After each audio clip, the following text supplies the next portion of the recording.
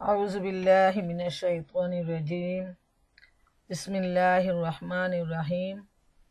رب اشرح لي صدري ويسر لي أمر واحلل عقدة من لساني يفقه قولي। আল্লাহ সুবহানাহু তাআলার দরবারে অসংখ্য অসংখ্য শুকরিয়া যে আল্লাহ সুবহানাহু তাআলা আমাদেরকে ইলম অর্জনের জন্য নিয়মিত প্রতি সপ্তাহে এই কনফারেন্সে সমবেত হওয়ার তৌফিক দিয়েছেন। সেজন্য আল্লাহর দরবারে আমরা শুকরিয়া আদায় করি আর বলি আলহামদুলিল্লাহ। ইলম এমন একটা গুরুত্বপূর্ণ ব্যাপার, এমন বড় একটা গুণ যে মহাগ্রন্থ আল কুরআনের প্রথম ওহীর প্রথম কথাটাই ছিল ইকরা, অর্থাৎ পড়ো। আর নবী করিম সাল্লাল্লাহু আলাইহি সাল্লাম বলেছেন, দুলনা থেকে কবর পর্যন্ত জ্ঞান অর্জন করো। অর্থাৎ জীবনের শুরু থেকে শেষ পর্যন্ত এই সময়কাল হলো জ্ঞান অর্জনের সময়। জ্ঞান হলো আলো আর অজ্ঞান হলো অন্ধকার।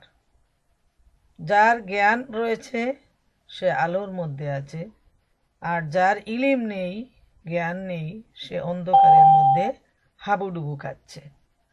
তাই আল্লাহ তাআলার দরবারে অসংখ্য শুকরিয়া যে আমরা প্রতিনিয়ত জ্ঞান আহরণের জন্য এই সুন্দর সমাবেশে সমবেত হতে পেরেছি।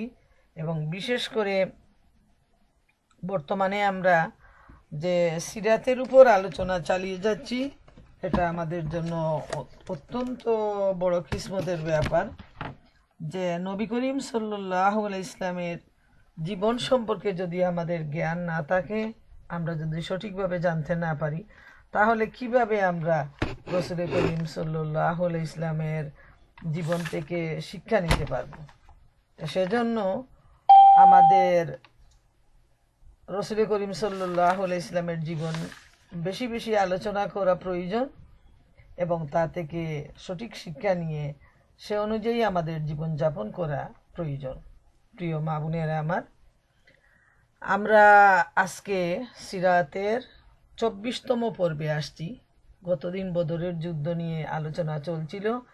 আজকে তারই জের ধরে যে সেই ইসলামের প্রথম যে যুদ্ধটা, সেটা হলো ঈমান আর কুফরের মধ্যে সিদ্ধান্তকারী যে যুদ্ধ, তার মধ্যে ঈমানের কিছু বিস্ময়কর নিদর্শন ফুটে উঠেছিল। প্রথমে তা নিয়ে আমরা একটু আলোচনা করব। যে আমরা ইতিহাস থেকে আমরা দেখতে পাই, হাদিসের আলোকে এবং জীবনী রচয়িতাদের লিখনির মাধ্যমে, যে প্রকৃতপক্ষে এই অভিযানে পদে পদে এমন সব দৃশ্য ভেসে উঠেছে যার মধ্যে ঈমানের শক্তি খুব, যে ঈমানের যে উজ্জ্বল নিদর্শন সেটা পরিষ্কারভাবে ভেসে উঠেছিল। এই অভিযানে পিতা হয়েছিল পুত্রের মুখামুখি, ভাই হয়েছিল ভাইয়ের মুখামুখি। কিন্তু আমরা দেখি তারা এত বড় ঈমানের পরীক্ষায় কিভাবে তারা বিজয়ী হয়েছিলেন। যেভাবে মহান আল্লাহ রাব্বুল আলামিন নির্দেশ দিয়েছেন যে আল্লাহর জন্য, আল্লাহ রসুলের জন্য সব কিছুকে ত্যাগ করতে হবে এবং সব কিছুর উপরে প্রাধান্য দিতে হবে আল্লাহ তাআলা, আল্লাহ রসুল এবং আল্লাহর পথে জেহাদকে। আমরা সূরা আত-তাওবার 24 নম্বর আয়াতে দেখতে পাই, আল্লাহ তাআলা ইরশাদ করেন, বিসমিল্লাহির রহমানির রহিম, قل إن كان آباؤكم وأبناؤكم وإخوانكم وأزواجكم وعشيرتكم وأموال اقترفتموها وتجارة تخشون كسادها ومساكن ترضونها أحب إليكم من الله ورسوله وجاهد في سبيله فتربصوا ফাতারাব্বাসু হাত্তা ইয়াতিয়াল্লাহু বিআমরিহি ওয়াল্লাহু লা ইয়াহদিল কওমাল ফাসিকিন। এরশাদ হচ্ছে, হে নবী বলে দাও, যদি তোমাদের পিতা, তোমাদের সন্তান, তোমাদের ভাই, তোমাদের স্ত্রী, তোমাদের আত্মীয় স্বজন, তোমাদের উপার্জিত সম্পদ, তোমাদের ব্যবসায় মন্দা দেখা দেওয়ার ব্যাপারে তোমরা তটস্থ থাকো এবং তোমাদের যে বাসস্থানকে তোমরা খুবই পছন্দ করো, এসব যদি আল্লাহ ও তার রসুল এবং তার পথে জিহাদ করার চাইতে তোমাদের কাছে বেশি প্রিয় হয়, তাহলে আল্লাহর ফয়সালা তোমাদের কাছে না আসা পর্যন্ত অপেক্ষা করো। আল্লাহ ফাসেকদেরকে কখনো সত্য পথের সন্ধান দেন না। সূরা আত-তওবার 24 নম্বর আয়াতে আল্লাহ তাআলা যে কথাটা বলেছেন ঈমানদারদের উদ্দেশ্যে, যে নিজের পিতা, ভাই, বোন, আত্মীয় স্বজন, সম্পদ, ব্যবসা, ঘর বাড়ি সব কিছুর চাইতে প্রাধান্য দিতে হবে আল্লাহ, আল্লাহ রসুল এবং আল্লাহর পথে জিহাদকে। এটাই হবে ঈমানদারদের কাছে সবচেয়ে বেশি প্রিয়তম। এবং আমরা দেখতে পাই বদরের যুদ্ধে সাহাবায়ে কেরামরা কিভাবে তাদের ঘর বাড়ি ত্যাগ করে, তাদের নিজেদের পিতামাতা, স্ত্রী, ছেলে মেয়ে, আত্মীয় স্বজন, ব্যবসা বাণিজ্য, সম্পদ সব কিছু ত্যাগ করে তারা আল্লাহ এবং আল্লাহ রসুলের জন্য আল্লাহর পথে জেহাদে নেমে আসলেন। এবং সবচেয়ে বড় প্যাথেটিক ব্যাপার, সংখ্যায় ছিলেন অল্প, পক্ষান্তরে কাফেরদের সংখ্যা ছিল অনেক গুণ বেশি। কাফেরদের হাতে ছিল মজবুত অস্ত্র আর তাদের হাতে ছিল নামমাত্র অস্ত্র। এরপর শুধু ঈমানকে পুঁজি করে আল্লাহকে সন্তুষ্ট করার জন্য তারা ভাই ভাইয়ের বিরুদ্ধে লড়ছেন, বাবা ছেলের বিরুদ্ধে, ছেলে বাবার বিরুদ্ধে। সুবহানাল্লাহ, এমন ঈমানের উজ্জ্বল দৃষ্টান্ত আর কোথাও খুঁজে পাওয়া যাবে না। তাই এই বিষয়গুলো আলোচনার দাবি রাখে প্রত্যেক ঈমানদারের জন্য। এ থেকে যেন আমরা শিক্ষা গ্রহণ করে নিতে পারি যে আমাদের ঈমান কোন পর্যায়ে, আমরা আল্লাহর জন্য, আল্লাহ রসুলের জন্য, তা হুকুম মানার জন্য আমরা কি করতেছি।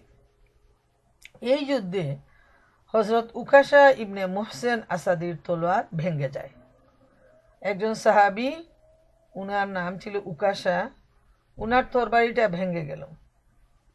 তিনি নবী সাল্লাল্লাহু আলাইহি ইসলামের কাছে এসে হাজির হলেন।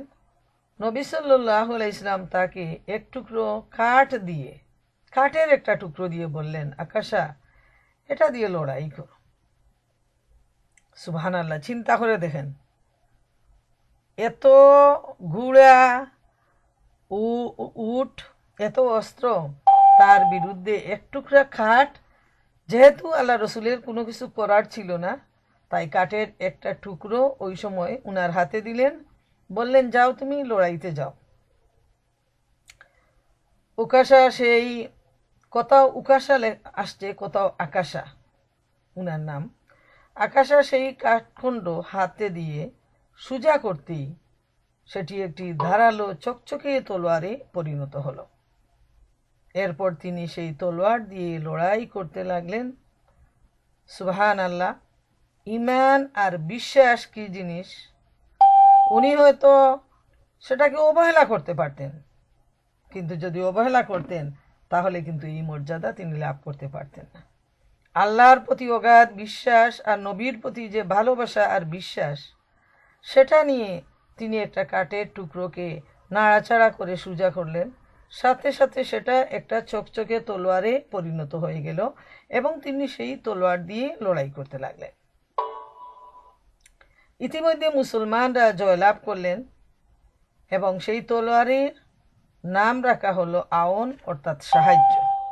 সুবহানাল্লাহ, কাঠের টুকরা যেটা তরবারির রূপ ধারণ করলো এবং যা দিয়ে কাফেরদের মাথা দ্বিখণ্ডিত হলো, সেই তরবারির নাম রাখা হলো আরবিতে আওন এবং বাংলায় এর তর্জমা হচ্ছে সাহায্য। সেটি হযরত আকাশার কাছেই ছিল। তিনি বিভিন্ন যুদ্ধে এই তলোয়ার ব্যবহার করতেন। হযরত আবু বকর সিদ্দিক রাদিয়াল্লাহু তাআলা আনহুর খেলাফতের সময় ধর্মান্তরিত লোকদের বিরুদ্ধে যুদ্ধ করতে গিয়ে আকাশা শাহাদত বরণ করেন। সে সময়েও এই তলোয়ারটা তার সাথেই ছিল। সুবহানাল্লাহ, ইমানের কি উজ্জ্বল নিদর্শন। এরপর আমরা দেখতে পাই হযরত মুসআব ইবনে উমাইর আবদারি তার ভাই আবু উজাইর ইবনে উমাইর আবদারির পাশ দিয়ে যাচ্ছিলেন। আবু উজাইর মুসলমানদের বিরুদ্ধে লড়াই করছিলেন। সে সময় একজন আনসারী সাহাবীর হাতে তার হাত কেটে গেল। হযরত মুসআব সেই সাহাবীকে বললেন, এই লোকটির মাধ্যমে হাত মজবুত করো। তার মা বড় ধনী, তিনি সম্ভবত তোমাকে ভালো মুক্তিপণ দিবেন। এতে আবু উজাইর তার ভাই মুসআবকে বললেন, আমার ব্যাপারে কি তোমার এটাই ওসিয়ত? মুসআব বললেন, হ্যাঁ, তুমি নও, বরং এই আনসারী হচ্ছে আমার ভাই। ব্যাপারটা দেখেন কত কঠিন। যুদ্ধের ময়দানে ভাই ভাইয়ের বিরুদ্ধে লড়ছেন এবং তিনি তার দ্বীনি ভাই সেই আনসারী ভাইকে বলতেছেন যে ইনি হচ্ছেন আমার ভাই, এবং তার কাফের ভাইয়ের বিরুদ্ধে লড়াই করার জন্য সেই আনসারী ভাইকে তিনি আহ্বান জানাচ্ছেন। সুবহানাল্লাহ, কি মানের দৃষ্টান্ত। মুশরিকদের লাশ যখন কুয়োর ভিতর ছুঁড়ে ফেলার নির্দেশ দেয়া হলো, তখন উতবা ইবনে রবিয়ার লাশ কুয়ার দিকে টেনে নিয়ে যাওয়া হচ্ছিল। আমরা আগেই সেই ঘটনাটা জেনে আসছি গতদিনের আলোচনায়, যে এই যুদ্ধে আবু জেহেল, উতবা, সাইবা, এইভাবে কাফেরদের বড় বড় লিডাররা তারা মারা গিয়েছিল। মুসলমানদের তরবারির আঘাতে তারা তাদের জীবনলীলা সাঙ্গ হয়ে গিয়েছিল। রসুল করিম সাল্লাল্লাহু আলাইহি ইসলাম তাদের একটা কুয়ার মধ্যে, গভীর একটা কুয়ার মধ্যে সেই লাশগুলোকে ফেলে দেওয়ার জন্য নির্দেশ দিলেন। সে সময় রসুল্লাহ সাল্লাল্লাহু আলাইহি ইসলাম উতবার পুত্র হুযায়ফার মুখের দিকে তাকালেন। লক্ষ্য করলেন আবু হুযায়ফা খুব বিমর্ষ এবং গম্ভীর। যেহেতু বাবার লাশ, বাবা একে তো বাবা মারা গেছেন, দ্বিতীয়ত তার লাশটাকে টেনে টেনে কুকুরের মতো নিয়ে যাওয়া হচ্ছে সেই একই গর্তে তাদেরকে সমাহিত করার জন্য। নবী করিম সাল্লাল্লাহু আলাইহি ইসলামের চোখে পড়ল, যেহেতু ছেলে মুসলমান হুযায়ফা রাদিয়াল্লাহু তাআলা আনহু, উনার চেহারাটা বিমর্ষ লক্ষ্য করলেন। তখন তিনি হুযায়ফাকে বললেন, তোমার পিতার ব্যাপারে তোমার মনে খুব কষ্ট হচ্ছে? তিনি বললেন, জি না, হে আল্লাহ রসুল সাল্লাল্লাহু আলাইহি ইসলাম, আমার মনের মধ্যে আমার পিতা এবং তার হত্যাকাণ্ড সম্পর্কে কোনো শিহরণ নেই। তবে আমি ধারণা করেছিলাম আমার পিতার মাথায় বুদ্ধিশুদ্ধি আছে, দূরদর্শিতা আছে। এ কারণে আশা করেছিলাম তার বুদ্ধি, বিবেক এবং দূরদর্শিতার কারণে তিনি ইসলামের ছায়াতলে আশ্রয় নেবেন। কিন্তু তার পরিণাম দেখে, কুফরির উপর তার জীবন শেষ হতে দেখে খুবই খারাপ লাগছে। রাসূলুল্লাহ সাল্লাল্লাহু আলাইহি ওয়াসাল্লাম হযরত হুযায়ফার জন্য দোয়া করলেন। সুবহানাল্লাহ, বাবার লাশ টেনে নেওয়া হচ্ছে কূপের মধ্যে ফেলার জন্য। স্বাভাবিক ছেলের মনটা খারাপ লাগতেছে, কিন্তু বাবার জন্য নয়, বরং তিনি এ কারণেই দুঃখিত যে আমার বাবা তো বুদ্ধিমান ছিলেন, তিনি তো ইসলামের মধ্যে আসতে পারতেন, কিন্তু তা না করে কুফরির অবস্থায় মারা গেলেন। এটাই ছিল হুযায়ফা রাদিয়াল্লাহু তাআলা আনহুর দুঃখ। বদরের যুদ্ধ মুসলমানদের বিজয় এবং কাফেরদের পরাজয়ের মধ্যে দিয়ে শেষ হলো। এই যুদ্ধে 14 জন মুসলমান শহীদ হয়েছিলেন। এদের মধ্যে ছিলেন 6 জন মুহাজির, 8 জন আনসার। কাফেরদের খুবই ক্ষতিগ্রস্ত হয়েছিল কাফেররা। তাদের 70 জন নিহত হলো, 70 জন বন্দী হলো। আর যুদ্ধ শেষ হওয়ার পর নবী সাল্লাল্লাহু আলাইহি ইসলাম নিহতদের পাশে দাঁড়িয়ে বললেন, তোমরা তো সবাই ছিলে নেতৃস্থানীয় লোক, তোমরা আমার প্রতি বিশ্বাস স্থাপন করোনি, অথচ অনেকেই আমার উপর বিশ্বাস স্থাপন করেছে। তোমরা আমাকে নিঃসঙ্গ, সহায়হীন অবস্থায় ফেলেছিলে, অথচ অনেকে আমাকে সাহায্য করেছে। তোমরা আমাকে বের করে দিয়েছিলে, অথচ অনেকে আমাকে আশ্রয় দিয়েছে। এরপর নবী সাল্লাল্লাহু আলাইহি ইসলাম নিহতদের মৃতদেহ টেনে বদরের কুয়ার ভিতর ছুঁড়ে ফেলার নির্দেশ দিলেন। এখানে একটি বিষয় লক্ষণীয়, যখন সবগুলা লাশকে কুয়ার পাশে এনে জড়ো করা হলো, তখন নবী করিম সাল্লাল্লাহু আলাইহি ইসলাম তাদের উদ্দেশ্যে এই ছোট্ট ভাষণ দিলেন। আর ভাষণের মূল কথা ছিল যে তারা তো কুরাইশদের নেতা ছিল, তারা আল্লাহ রসুলকে বিশ্বাস করেনি, কিন্তু অনেকেই আল্লাহ রসুলকে বিশ্বাস করেছে। এইটা তিনি এই যে দুইটা গ্রুপ, যে গ্রুপ ইমানদার আল্লাহ রসুলকে বিশ্বাস করেছে, আল্লাহ রসুলকে সাহায্য করেছে, মদিনায় যখন তিনি আসলেন তখন তারা রসুল করিম সাল্লাল্লাহু আলাইহি ইসলামকে যে আশ্রয় দিয়েছে, মর্যাদা দিয়েছে, মহব্বত করেছে, এবং অন্যদিকে তারই জন্মভূমি মক্কা, সেখান থেকে এই কাফেররা আল্লাহ রসুলকে বিদায় করে দিয়েছিল, তারা হত্যার জন্য উদ্যত হয়েছিল, এবং শেষ পর্যন্ত আল্লাহর নির্দেশে তিনি জন্মভূমি ছেড়ে মদিনায় হিজরত করলেন। এই ছোট্ট একটা ভাষণ তিনি মৃতদের উদ্দেশ্যে দিলেন।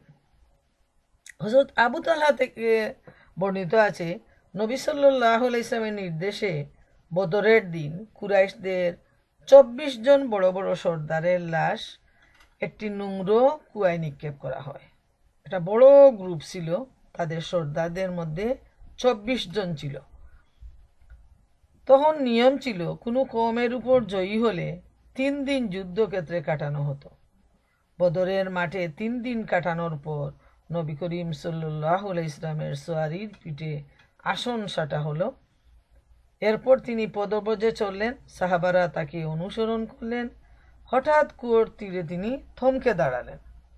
এরপর তিনি বিভিন্ন ব্যক্তিকে সম্বোধন করে বলতে লাগলেন, হে অমুকের পুত্র অমুক, হে অমুকের পুত্র অমুক, তোমরা যদি আল্লাহ তাআলা ও তার রাসূল সাল্লাল্লাহু আলাইহি ইসলামের আনুগত্য করতে, তবে সেটা কি তোমাদের জন্য ভালো হতো না? আল্লাহ তাআলা আমাদের সাথে যে ওয়াদা করেছেন, আমরা তার সত্যতার প্রমাণ পেয়েছি। তোমরা কি তোমাদের প্রতিপালকের কৃত ওয়াদার সত্যতার প্রমাণ পেয়েছ?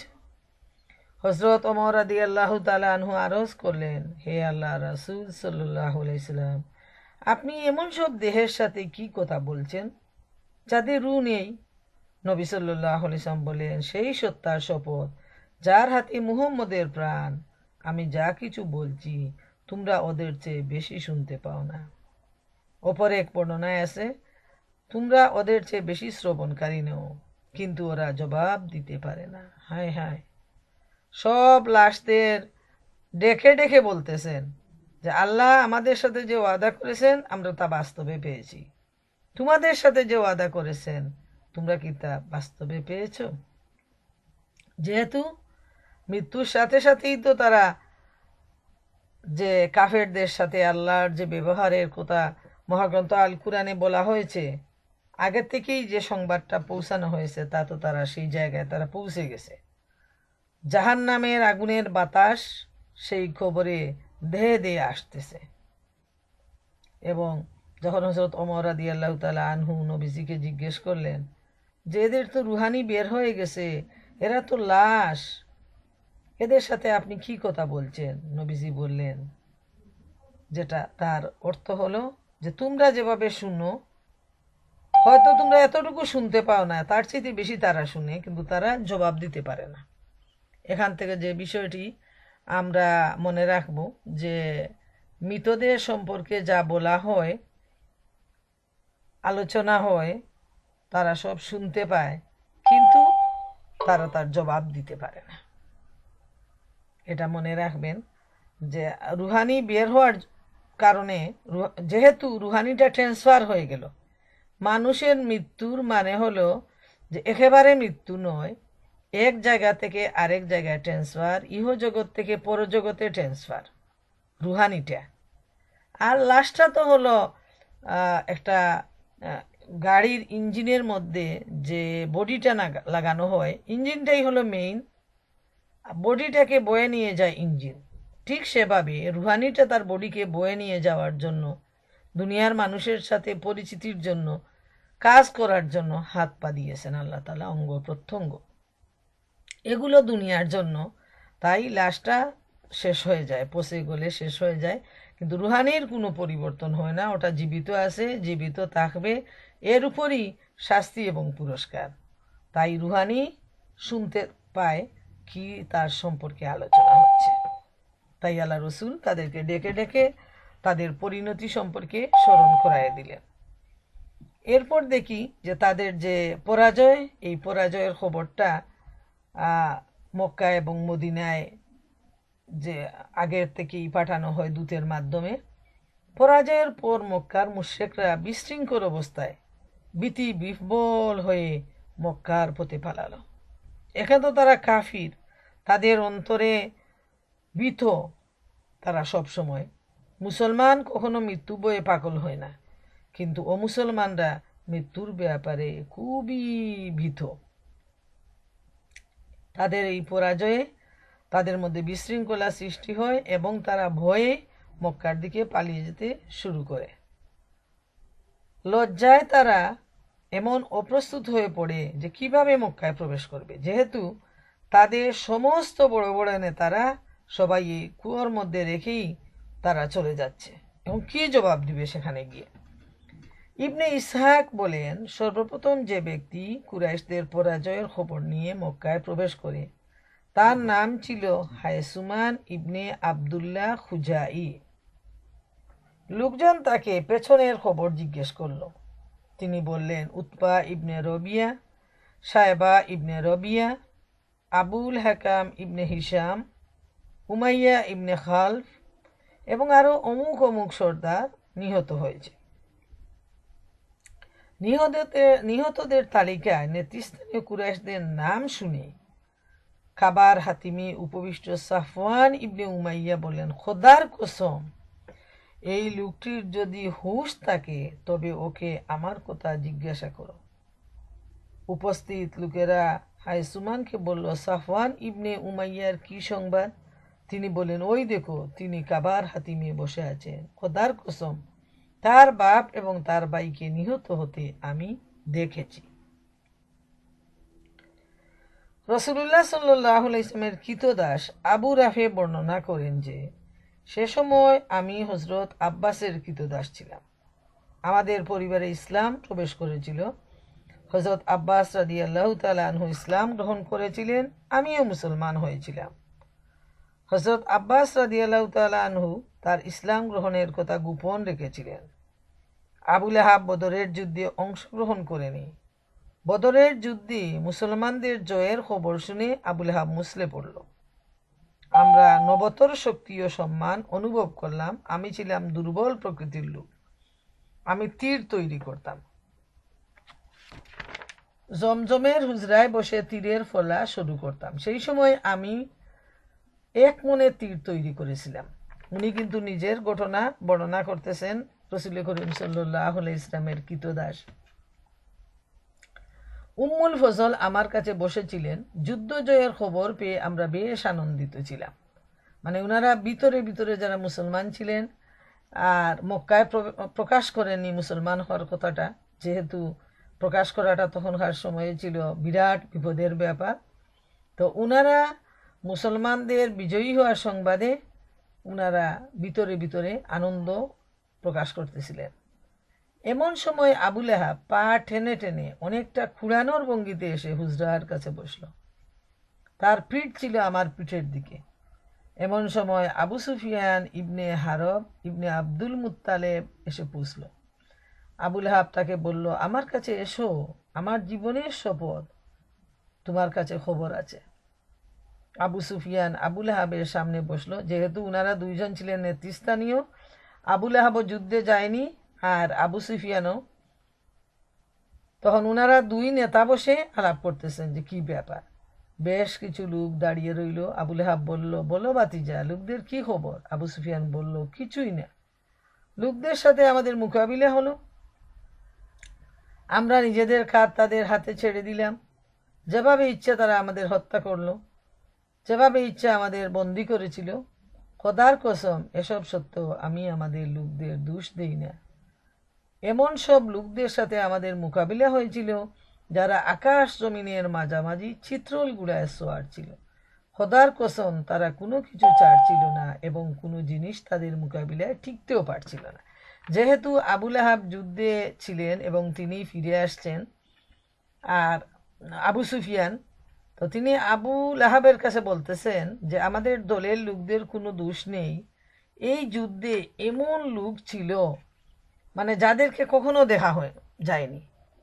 সাধারণের মধ্যে এমন লোক কখনো দেখা যায় না এবং তাদের গুঁড়াগুলাও ছিল ভিন্ন ধরনের, চিত্রল গুঁড়া।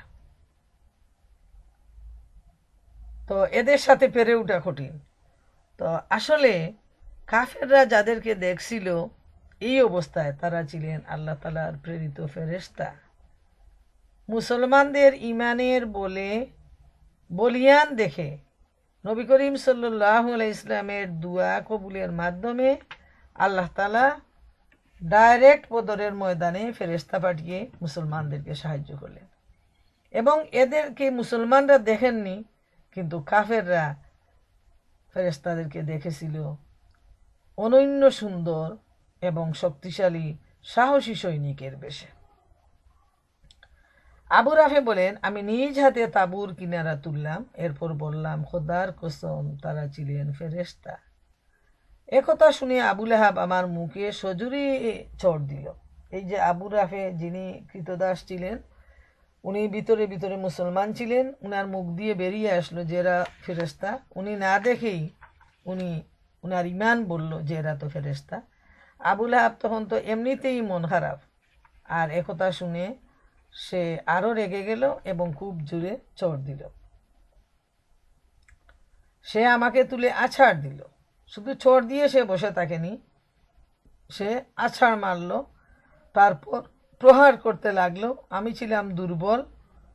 ইতিমধ্যে উম্মুল ফজল উঠে তাঁবুর এক কঞ্চি দিয়ে আবু লাহাবকে প্রহার করতে লাগলেন। আবু লাহাব আঘাত পেল।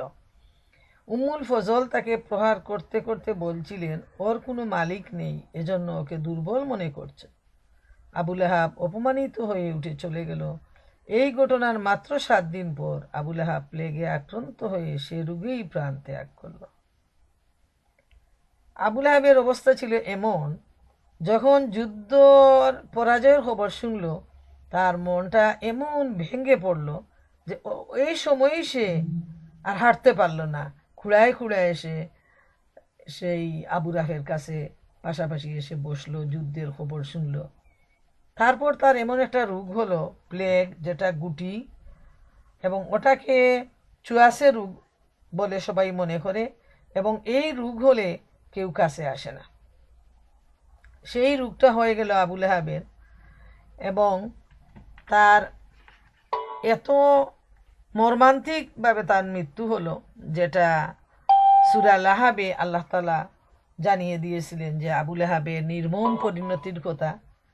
আমরা বাস্তবে দেখতে পাই এই রোগ হওয়ার পর আবু লাহাব তার ছেলেদের নিয়ে, তার সন্তান নিয়ে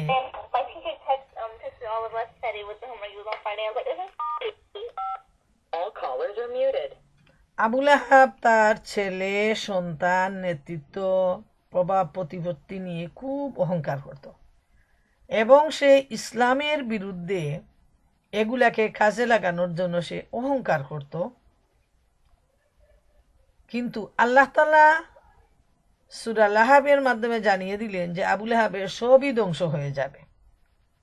আমরা দেখতে পাই এত সন্তান, সম্পদ, নেতৃত্ব সব কিছু থাকার পর ঠিক প্রয়োজনের মুহূর্তে যখন সে অসুস্থ হলো, যখন চিকিৎসার প্রয়োজন, সেবার প্রয়োজন, টাকা পয়সার প্রয়োজন, সেই সময়ে তার নিজের সন্তানরাও তার কাছে আসলো না। সমাজের লোকজন তো আসা দূরে থাক, কোনো ট্রিটমেন্ট হলো না, নার্সিং হলো না। এভাবেই একা একা বুগে বুগে আবু লাহাব মৃত্যু মুখে পতিত হলো। কেউ তার লাশের কাছে পর্যন্ত, লাশটা দেখতেও কিন্তু আসেনি। মৃত্যুর 3 দিন পর্যন্ত তার লাশ এভাবেই পড়ে রইল। দাফনেরও কোনো ব্যবস্থা হলো না। এ অবস্থায় সমাজের লোকজন যখন বলা বলি করতে শুরু করলো যে দিক আবু লাহাবকে, তার এতগুলো ছেলে থাকার পর লাশ দাফনেরও মানুষ নেই। এই কথাটা শুনে, এই সমালোচনা শুনে তার ছেলেরা এসে কোনো কোনো বর্ণনায় আসছে যে তারা টাকার বিনিময়ে লুক মারফত তার লাশের পাশে একটা গভীর গর্ত খুঁড়ায় কাঠ দিয়ে সেই লাশটাকে ধাক্কা মেরে গর্তে ফেলে দেয়। এই হলো আবু লাহাবের পরিণতি, এবং দূর থেকে পাথর ছুঁড়ে ছুঁড়ে গর্তের মুখ বন্ধ করে দেয়। যেহেতু আবু লাহাবের রূপটা ছিল ছুঁয়াছে, তারা অপয়া মনে করত এবং সেজন্য লোকজন কাছে ভিড়েনি। এই হলো কাফিরদের অবস্থা, যারা ইসলামকে যারা আঘাত করে, যারা নবী করিম সাল্লাল্লাহু আলাইহি ইসলামকে নির্যাতন করে এই মক্কা থেকে বিদায় করে দিয়েছিল শুধুমাত্র দিন ইসলামের জন্য, প্রচারের জন্য। আল্লাহ রাব্বুল আলামিন দুনিয়ার মানুষের সামনে তাদের এই মর্মান্তিক পরিণতি দেখায় দিলেন। এর মাধ্যমে দুনিয়াবাসীকে এটাও আল্লাহ তাআলা জানিয়ে দিলেন যে আজকের দিনেও যারা কাফের, মুশরিক, মুনাফিক, ফাসিক, জালিম, যারা ইসলামের বিরুদ্ধে এবং ন্যায়ের বিরুদ্ধে যারা কাজ করে, এই আবু লাহাবের, আবু জেহেলের উত্তরসূরি যারা, আল্লাহ তাআলা তাদেরকে ধ্বংস করে দিতে আল্লাহ তাআলা মোটেই পরোয়া করেন না, এবং কোনো সময়েরও প্রয়োজন লাগবে না। যখন আল্লাহর হুকুম হবে সাথে সাথেই তাদেরকে তিনি ধ্বংস করে দিবেন। মক্কার বদর যুদ্ধের পরাজয়ের খবর পৌঁছার পরে কুরাইশদের মেজাজ খারাপ হয়ে গেল। মৃতদের স্মরণে তারা কোনো সুখ বা কোনো অনুষ্ঠানের আয়োজন করেনি। তারা ভেবেছিল এতে করে মুসলমানরা সমালোচনা করবে, আর মুসলমানদের কোনো সমালোচনা করতে দিতে তারা রাজি নয়। যেহেতু তারা যদি সুখ প্রকাশ করে, অনুষ্ঠান করে, তাহলে তো মুসলমানরা মনে করেন স্বাভাবিকভাবেই এটা সমালোচনা আসবে, তাদের দুঃখ দুর্দশা দেখে এটা আনন্দ আসবে, কথা বলবে যে আজকে এদের অবস্থা কি পরিণতি। এবং সেজন্য তারা নিজেদের দুঃখটাকে, সুখটাকে তারা ভিতরে ভিতরে ছাপা দিয়ে রাখলো, কিন্তু কোনো অবস্থায় তারা সেটাকে প্রকাশ করতে দিল না। বলে রাখা প্রয়োজন যে আরবে নিয়ম ছিল যে যখন কেউ মারা যায় তারা সুখ প্রকাশের জন্য অনুষ্ঠান করে, সুখ দিবস পালন করে, সবাই এসে একসাথে তারা কান্নাকাটি করে, বিলাপ করে, অনেক ধরনের অনেক কিছু বলে, এবং সেটা না করাতে তাদের কিন্তু ভিতরে ভিতরে তাদের সেই দুঃখটা চাপা রয়ে গেল। একটি মজার ঘটনা উল্লেখ করা প্রয়োজন। বদরের যুদ্ধে আসওয়াদ ইবনে আব্দুল মুত্তালেবের 3 পুত্র নিহত হয়েছিল। এ কারণে পুত্রদের স্মরণে সে কান্নাকাটি করতে চাচ্ছিল। আসওয়াদ ছিল অন্ধ। এক রাতে সে একজন বিলাপকারিণী মহিলার কান্নার আওয়াজ শুনল। এই আওয়াজ শুনে আসওয়াদ দ্রুত নিজের কৃতদাসকে সেই মহিলার কাছে খবর আনতে পাঠালো যে সুখ প্রকাশের অনুমতি পাওয়া গেছে কিনা জেনে এসো। কুরাইশরা কি তাদের নিহতদের স্মরণে কান্নাকাটি করছে?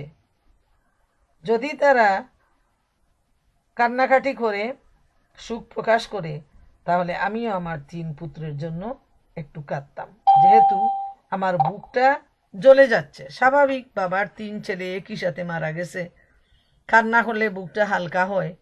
আর বিশেষ করে আরবের রীতি ছিল সবাই একসাথে মাতম করা, চিৎকার দেয়া, তার বিভিন্ন গুণাবলী বর্ণনা করে কান্নাকাটি করা। কিন্তু তাদের সবার মুখ বন্ধ হয়ে গেছে, যেহেতু ওটা তাদের নেতৃস্থানীয় লোকদের পক্ষ থেকে বাধা দেয়া হচ্ছে যে কোনো বিলাপ করা যাবে না, সুখ প্রকাশ করা যাবে না। সেই মহিলার কান্না শুনে, যেহেতু সে অন্ধ মানুষ, সে জানে না, দেখতে পায় না, সে তার একটা কৃতদাস পাঠালো যে মহিলাটা কান্না করতেছে কেন, যদি সুখ প্রকাশ করার সুযোগ হয় আমিও কাঁদব। কৃতদাসটা খবর সংগ্রহের জন্য গেল এবং ফিরে এসে বলল যে সেই মহিলা তার উট হারিয়ে ফেলেছে এবং উটের সুখে সে বিলাপ করতেছে। এটা চিন্তা করে দেখেন যে মানুষের জন্য কান্না যাবে না, কিন্তু তার উটটা হারিয়ে যাওয়ার জন্য সে বিলাপ করতেছে, কান্নাকাটি করতেছে। এটা হলো মানুষের মন গড়া তৈরি যে মতবাদ, নিয়ম, নীতি, এটাই হলো তার প্রমাণ। যে মহিলা খাচ্ছে সেই মহিলাটা সে বলতেছে, হাই উট হারালো, তাই উটের সুখে তার বুঝি চোখে ঘুম নাই। উটের জন্য কাঁদিস নে, যদিও তা হারিয়েছে, বদরের কথা ভেবে কাঁদ, ওরে কপাল পুড়েছে।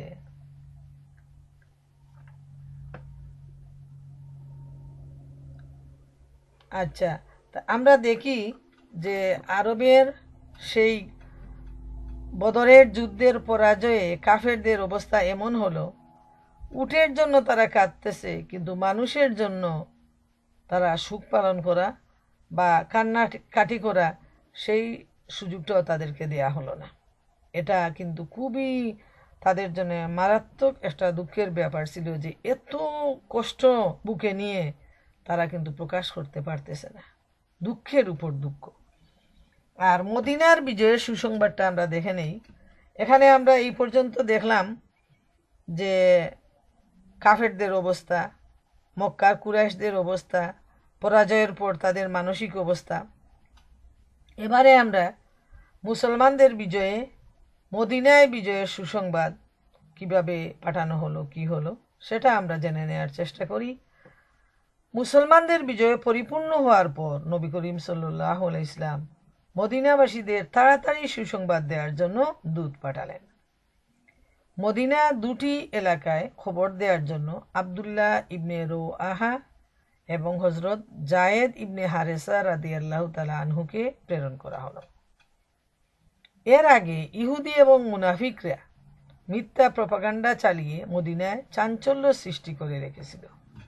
আমরা মহাগ্রন্থ আল কুরআনের বিভিন্ন জায়গায় আমরা যখন দার্স দিয়েছি তখন আমরা জানতে পেরেছি যে সেই মদিনার অবস্থা ছিল যে একদিকে ইহুদি, একদিকে মুনাফিক, এবং সবাই মিলে মুসলমানদের উপর কিভাবে মিথ্যা প্রপাগান্ডা চালাতো।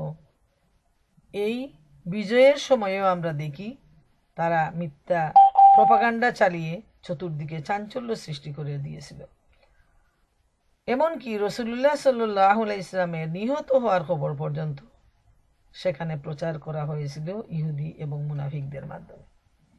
হযরত জায়েদ ইবনে হারেসাকে নবী সাল্লাল্লাহু আলাইহি ইসলামের খাসাওয়া নামক উটনির পিঠে সওয়ার হয়ে আসতে দেখে একজন মুনাফিক বলেই ফেলল, সত্যি মুহাম্মদ নিহত হয়েছেন, ওই দেখো তার উটনি, আমরা এই উটনি চিনি, ওই দেখো জায়েদ ইবনে হারেস যুদ্ধে পরাজিত হয়ে পালিয়ে এসেছে।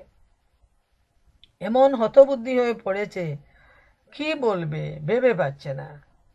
চিন্তা করে দেখেন, আল্লাহ রসুল এই শুভ সংবাদ পাঠানোর জন্য নিজের উটটাকে জায়েদের কাছে দিলেন, আর মুনাফিক ওটা দেখে সে আগে তো মিথ্যা প্রচার করেছিল, এখন বলল যে যা বলছিলাম তা সত্যি, না হয়তো ওই উট ছিল মুহাম্মদের, তিনি আসতেন, তিনি না এসে কেন জায়েদ আসলো, এর মানে তিনি মারা গেছেন আর তারা যুদ্ধে পরাজিত হয়েছে।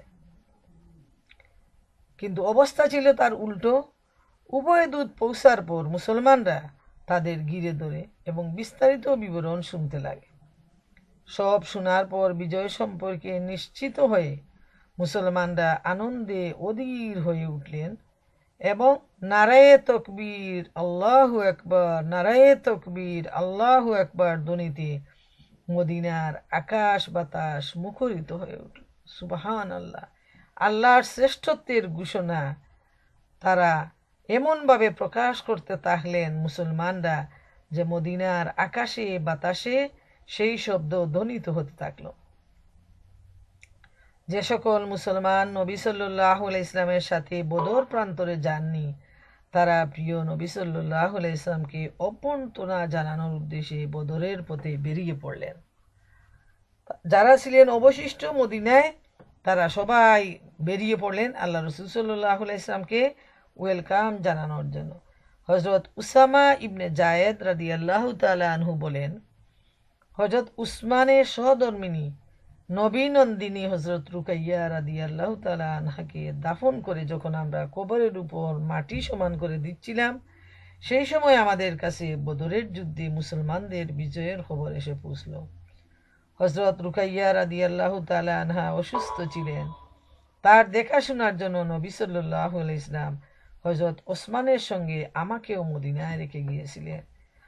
বলা বাহুল্য যে এ সময় নবী করিম সাল্লাল্লাহু আলাইহি ওয়াসাল্লামের মেয়ে রুকাইয়া তিনি ছিলেন খুবই অসুস্থ।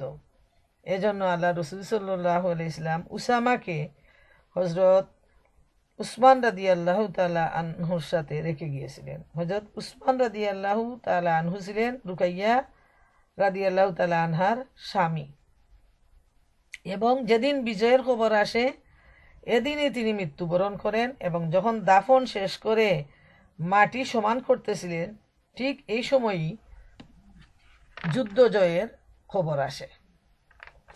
সুবহানাল্লাহ।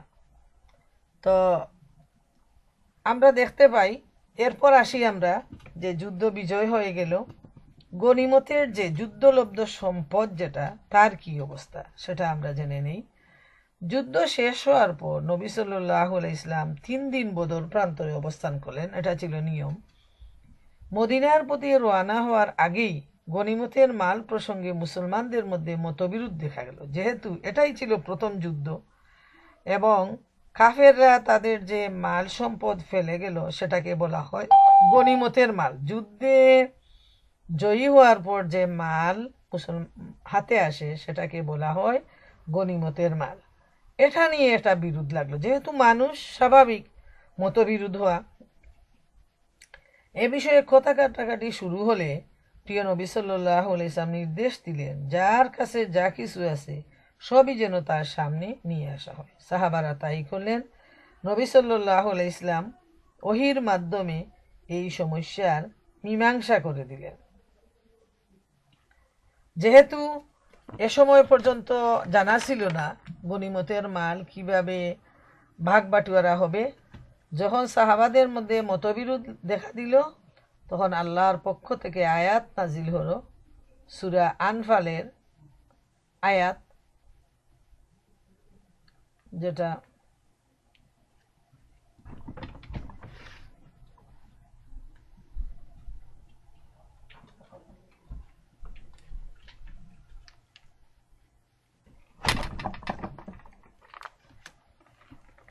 সূরা আনফালে আল্লাহ সুবহানাহু ওয়া তাআলা ইরশাদ করেন,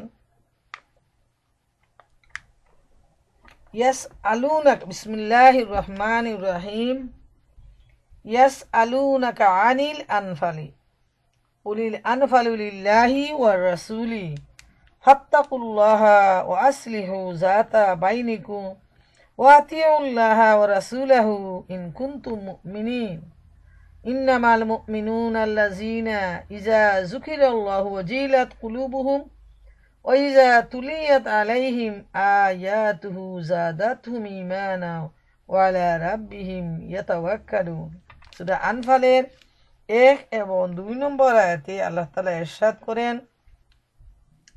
হে মুহাম্মদ, লোকেরা তোমার কাছে যুদ্ধে পরিত্যক্ত অতিরিক্ত মাল সামান সম্পর্কে জানতে চাচ্ছে। তুমি বলো, অতিরিক্ত সম্পদ হচ্ছে আল্লাহ তাআলার জন্য এবং রসুলের জন্য। অতএব তোমরা আল্লাহ তাআলাকে ভয় করো এবং এ নির্দেশের আলোকে নিজেদের মধ্যকার বিষয়গুলো সংশোধন করে নাও। আল্লাহ তাআলা এবং তার রসুলের আনুগত্য করো যদি তোমরা সত্যিকার অর্থে মুমিন হও। আল্লাহ তাআলা এখানেই বন্টন করে দিলেন মালটা, আল্লাহ জানিয়ে দিলেন যেটা আল্লাহ এবং আল্লাহ রসুলের। এখন ফয়সালা করার মালিক এখন আল্লাহ রসুল, কিভাবে তিনি দিবেন।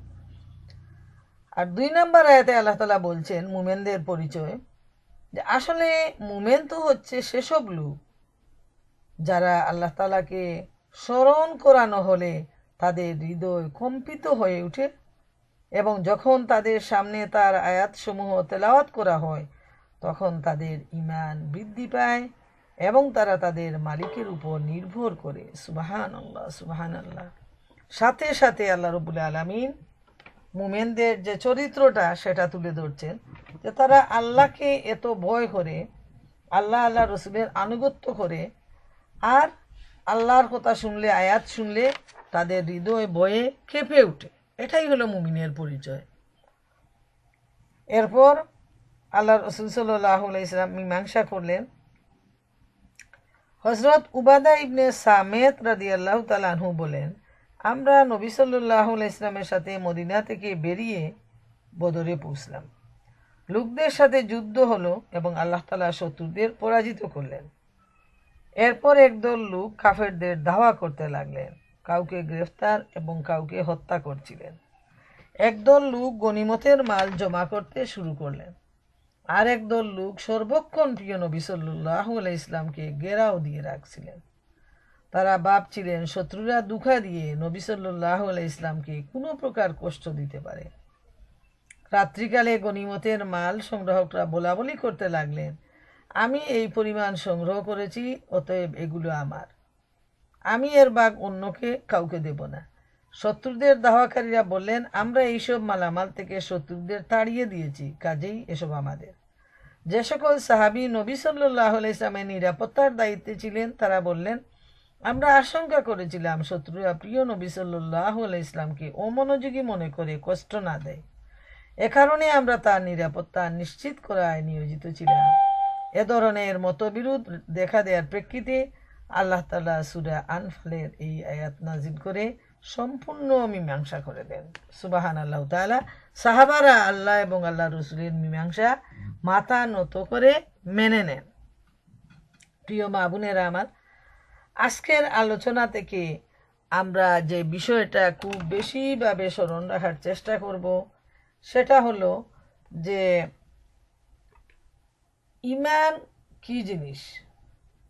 সাহাবায়ে কেরামরা তার পরীক্ষা দিয়ে উজ্জ্বল দৃষ্টান্ত স্থাপন করে গেছেন দুনিয়াবাসীর জন্য, এবং তারা দুনিয়ায় থাকা অবস্থায় রাদিয়াল্লাহু আনহুম ওয়া রাদু আনহু, আল্লাহ তাদের উপর সন্তুষ্ট এবং তারাও আল্লাহর উপর সন্তুষ্ট, এই উপাধি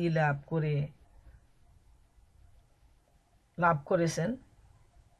তো আমরা এই আজকের এই আলোচনা থেকে আমরা তাদের যে ঈমানের বিশুদ্ধতা, একনিষ্ঠ ঈমান, আল্লাহর প্রতি আনুগত্য, রসুলের প্রতি আনুগত্য, সেটা যে কতটুকু ছিল সেটা আমরা বুঝে নিলাম। যে প্রথমে তারা হিজরত করলেন, নিজের জন্মভূমি মক্কা থেকে হিজরত করে একদল আবিসিনিয়ায় গেলেন, একদল মদিনায় আসলেন। সেখানেও এমন অবস্থা ছিল যে তারা নিঃসঙ্গ, একা, কোনো ঠিকানাবিহীন অবস্থায় শুধুমাত্র ঈমানকে সাথী করে আল্লাহ রসুলের মহব্বতে তারা বাড়ি থেকে বেরিয়ে যান। নিজের মা, বাবা, ভাই, বোন, ছেলে, মেয়ে যারাই ছিল, যে ব্যবসা বাণিজ্য ছিল, যে সম্পত্তি ছিল, সব ফেলে দিয়ে আসেন। তারপর আল্লাহ রসুলের সাথে তারা এই বদরের প্রান্তরে শত্রু বাহিনীর সাথে লড়াইতে যোগ দেন। সেখানেও এমন কঠিন অবস্থার মোকাবিলা করেন যেটা আমরা আলোচনা করে আসছি। তো এই হলো আল্লাহর প্রতি ভরসা, এই হলো আল্লাহর প্রতি ঈমান আর বিশ্বাস, এই হলো আল্লাহর আনুগত্য, রসুলের আনুগত্য। এর সাথে আজকে আমরা আমাদের নিজেদের জীবন, নিজেদের ঈমান, নিজেদের বিশ্বাস, আমরা কতটুকু আল্লাহর আনুগত্য করতেছি, রসুলের আনুগত্য করতেছি, সেটা আমরা মিলিয়ে দেখব। আলোচনা শুধু আলোচনার জন্যই নয়, বরং আলোচনার উদ্দেশ্য হলো আমরা যেন এ থেকে শিক্ষা গ্রহণ করতে পারি। আল্লাহ রসুলের জীবন, সাহাবায়ে কেরামদের জীবন নিয়ে যতই আমরা আলোচনা করব, আমাদের সামনে সেটা পরিষ্কার হয়ে আসবে যে আল্লাহ এবং আল্লাহ রসুলকে সন্তুষ্টির জন্য কী ধরনের চরিত্র, কী ধরনের ঈমান প্রয়োজন, সেটা আমরা তাদের জীবন থেকে আমরা জেনে নেব। তারা জীবনে ঈমানের পরীক্ষা দিয়ে তারা আল্লাহ তাআলার সন্তুষ্টিজনক প্রিয় বান্দা এবং বান্দি হয়ে তারা দুনিয়া থেকে বিদায় নিয়েছেন।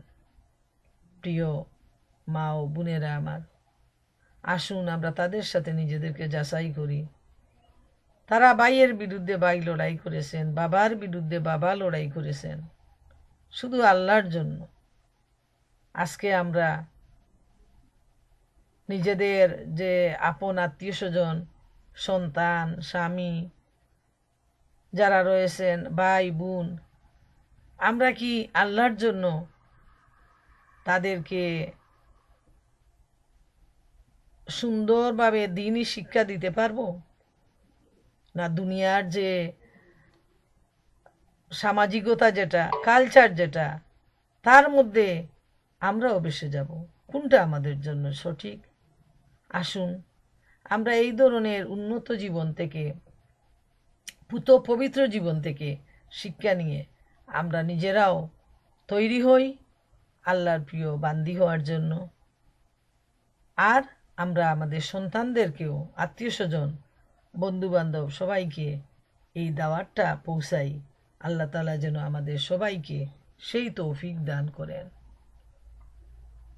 আমরা আজকে সিরাতের 24তম পর্ব শেষ করলাম। ইনশাআল্লাহ আমরা ধারাবাহিকভাবে আরও সামনে এগিয়ে যাব। আল্লাহ সুবহানাহু ওয়া তাআলা আমাদের সবাইকে তৌফিক দান করুন, আমরা যেন এই আলোচনা থেকে আমরা শিক্ষা নিতে পারি এবং নবী করিম সাল্লাল্লাহু আলাইহি ইসলামের উম্মত হিসাবে আমরা দুনিয়ার জীবনযাপন করতে পারি এবং আখেরাতে হাউজে কাউসারে নবী করিম সাল্লাল্লাহু আলাইহি ইসলামের উম্মত হিসাবে সেই পানি পান করতে পারি। নবীজির শাফায়াত যেন আমাদের জীবনে নসিব হয়।